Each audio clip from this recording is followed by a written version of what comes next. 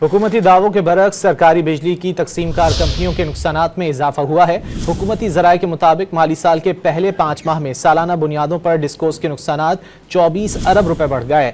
जुलाई से नवंबर 2024 में डिस्कोस के नुकसानात 94 अरब रुपए पर पहुंचे।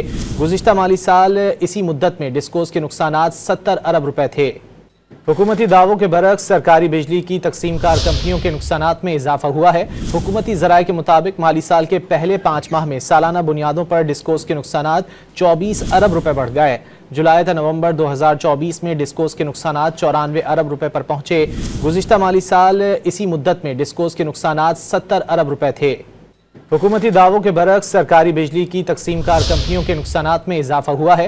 हुकूमती ज़राए के मुताबिक माली साल के पहले 5 माह में सालाना बुनियादों पर डिस्कोस के नुकसानात 24 अरब रुपए बढ़ गए। जुलाई से नवंबर 2024 में डिस्कोस के नुकसानात 94 अरब रुपए पर पहुंचे। गुज़िश्ता माली साल इसी मुद्दत में डिस्कोस के नुकसानात 70 अरब रुपए थे।